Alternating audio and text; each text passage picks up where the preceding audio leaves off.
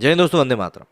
Darwin's theory of evolution, इसमें साफ तौर पर कहा गया है कि आपको निरंतर आगे बढ़ते ही रहना पड़ेगा, क्योंकि अगर आप एक जगह पर रुक गए तो कहीं ना कहीं आपके लिए घातक हो जाएगा। एक लंबे समय से बॉलीवुड ने भी यही डर्रा अपना के रखा था। वो एक जगह पर स्टक था।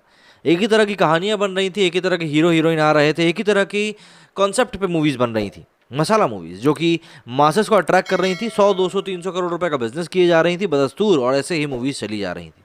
मतलब आलम ये हो चुका था कि भाई कंटेंट के ऊपर पैसा खर्च ना करके एक्टर्स की फीस के ऊपर ज़्यादा पैसा खर्च किया जा रहा था। तभी तो आज की डेट में जब मीम्स बनते तो लोग कहते हैं ना कि भाई कंटेंट के ऊपर भी थोड़ा पैसा खर्च कर लिया होता। अब देखिए, ऐसा है कि हर एक चीज़ का एक वक्त होता है, और जब वो वक्त गुजर जाता है तो उसके बाद उसकी जो जितनी भी चीज़ें होती हैं वो सतह पर आ जाती हैं।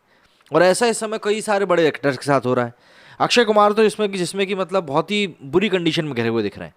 अगर मतलब बहुत पीछे भी नहीं, अगर हम कुछ ही समय पहले की बात करें, 1 साल पहले की बात करें, 10 महीने पहले की बात करें, तो अक्षय कुमार एक बहुत ही सेफ एक्टर माने जाते थे। हाईएस्ट पेइंग एक्टर तो ये हैं ही, लेकिन ये एक बहुत सेफ एक्टर इसलिए माने जाते थे क्योंकि पहली बात तो ये कि मूवी की शूटिंग जल्दी खत्म कर देते थे। मतलब इनका जो स्पैन होता था एक मूवी की शूटिंग का, ये बहुत ही कम होता था। सम्राट पृथ्वीराज जैसी बड़ी मूवी को 40-50 दिन में बना दिया था इनने। उसकी भी काफ़ी ज़्यादा आलोचना हुई थी। खैर, तो इन्होंने सबसे पहली बात तो ये एक यूएसपी थी इनकी, भैया ये जो टाइम है काफ़ी कम लेते हैं। इसके अलावा इनकी जो मूवीज़ होती हैं, क्योंकि इनका फैन बेस काफ़ी अच्छा है, तो इनकी मूवीज़ मतलब ना नू करके भी चल ही जाती हैं। लेकिन वही मैंने कहा ना कि इसके बाद एक दौर आता है, और ये दौर इस समय अक्षय कुमार का चल पड़ा है। पहले बच्चन पांडे, फिर सम्राट पृथ्वीराज, उसके बाद रक्षाबंधन।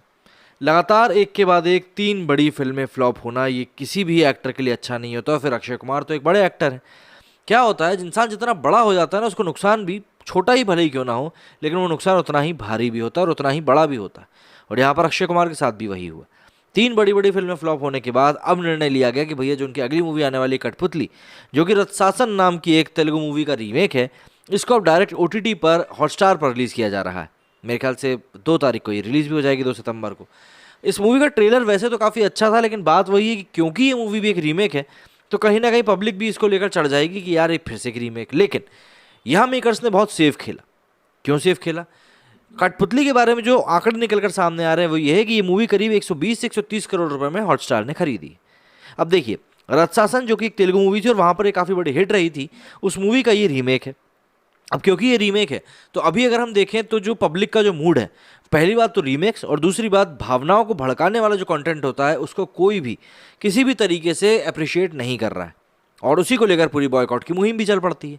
तो ऐसे में किसी भी तरह के आउटरीच से बचने के लिए कठपुतली को डायरेक्ट ओटीटी पर रिलीज़ किया गया। पैसा पूरा रिकवर हो ही गया, और जिस तरह की पिछली 3 फिल्में अक्षय कुमार की फ्लॉप हुई हैं, कठपुतली से मेकर्स को मुझे लग रहा है ऐसी उम्मीद थी भी नहीं कि 100 करोड़ कमाएगी। बच्चन पांडे ने पानी नहीं मांगा, सम्राट पृथ्वीराज ने पानी नहीं मांगा, और रक्षाबंधन का तो क्या हश्र हुआ, ये तो सभी के सामने ही। तो ऐसे में कठपुतली अगर 120 से 130 करोड़ में वाकई में बिकी है, तो ये कठपुतली के लिए कहीं से कहीं तक भी बुरी डील नहीं। लेकिन इन सभी चीज़ों के बीच में एक गलत चीज़ ये चल रही है कि भाई कठपुतली के बारे में कोई बात ही नहीं कर रहा है, सब ब्रह्मास्त्र की बात कर रहे हैं। पिछले 1 दशक के दौरान सिनेमाघरों में फिल्मों की बेहतरीन बॉक्स ऑफिस पर परफॉर्मेंस ने अक्षय कुमार को तीनों खान सितारों के सामने एक ऐसे मुकाम पर पहुंचा दिया, ये एक्टर ने जिसकी कल्पना भी अपने करियर में पीक में भी ना करी होगी। वैसे भी उनके करियर का पीक पिछले 10 सालों के अंदर ही दिखा है, वरना तो उससे पहले वे एक बी ग्रेड के एक्टर ही नजर आते थे। अगर 1 दशक में आई अक्षय की बेतहाशा फिल्मों को देखें तो वे सबसे कामयाब, सबसे भरोसेमंद एक्टर नजर आते हैं। हर निर्माता अक्षय को साइन करने के लिए आतुर दिखता है, मानो अक्षय फिल्म में हो तो सफलता की गारंटी पक्की है। पिछले साल दिवाली पर यह चीज़ दिखाई भी दी। यहाँ तक कि कोरोना महामारी के बाद बेहद मुश्किल हालात से गुजर रहे हिंदी बेल्ट के सिनेमाघरों को एक्टर की सूर्यवंशी ने ही बहुत बड़ी उम्मीद दिखाई थी। मगर हाल के ही कुछ महीने बता रहे हैं कि सिनेमाघरों के लिए बॉलीवुड और अक्षय कुमार के माने अब वैसे नहीं रहे, बदल चुके हैं। साल भर में 4 और उससे ज़्यादा फिल्में करने वाले अक्षय की फिल्म कठपुतली कुछ ही दिनों के बाद आने वाली है, मगर कहीं भी उसके बारे में कोई चर्चा नहीं है। असल में 2 सितंबर को अक्षय की कठपुतली रिलीज़ होगी। निर्माताओं ने कठपुतली को सिनेमाघरों के बजाय डिज्नी प्लस हॉटस्टार पर स्ट्रीम करने का फैसला किया है। दूसरी ओर कठपुतली से 1 हफ्ते बाद 9 सितंबर को सिनेमाघरों में आ रही ब्रह्मास्त्र की चर्चाएं काफ़ी हैं। हालांकि चर्चाएं नेगेटिव तौर पर ज़्यादा चल रही हैं, लेकिन फिर भी देखिए चर्चाएं तो चर्चाएं हैं और सीधे तौर पर ये दिख भी रही हैं।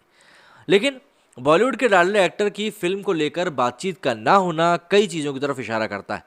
सबसे अहम तो यही कि एक्टर ने पिछले 1 दशक में जो स्टारडम और बॉक्स ऑफिस पर सबसे भरोसेमंद एक्टर होने का तमगा कमाया था, वो या तो अब दरक चुका है या फिर धीरे धीरे अब खात्मे की तरफ है। जब सिनेमाघर सामान्य हो चुके हैं, अक्षय की फिल्मों को वहाँ पर रिलीज़ करने से बचा गया। जबकि इससे पहले कठपुतली की ओटीटी रिलीज़ को लेकर कोई इन्फॉर्मेशन नहीं थी। तो आखिर क्यों ना माना जाए कि निर्माताओं को अब बॉक्स ऑफिस पर अक्षय के करिश्मे की उम्मीद कम दिख रही। अगर निर्माताओं को भरोसा होता तो ये फिल्म भी सिनेमाघरों में ही रिलीज होती, मगर इस साल पिछले कुछ महीनों के अंदर खिलाड़ी कुमार की 3 बड़ी फिल्में एक एक करके फ्लॉप हो चुकी हैं। सबसे पहले कॉमेडी एंटरटेनर बच्चन पांडे आई, इसके बाद पीरियड ड्रामा सम्राट पृथ्वीराज और उसके बाद फैमिली ड्रामा रक्षाबंधन। तीनों फिल्मों को दर्शकों ने बुरी तरह से खारिज कर दिया और सोशल मीडिया पर एक्टर की जमकर गुड़की भी पिलाई गई। एक तरह से दर्शकों ने उन्हें संदेश दिया कि अब आपका भी वक्त जाने की ओर है। उम्र को जस्टिफाई करने वाले किरदार में आई सम्राट पृथ्वीराज को तो सरकार की तरफ से टैक्स फ्री करने में भी रियायतें मिल गई थी। अक्षय की तीनों फिल्मों के ने निर्माताओं के कई 100 करोड़ रुपए डुबो दिए। ये कोई बताने वाली बात नहीं है अब, क्योंकि ये चीज़ सबके सामने है।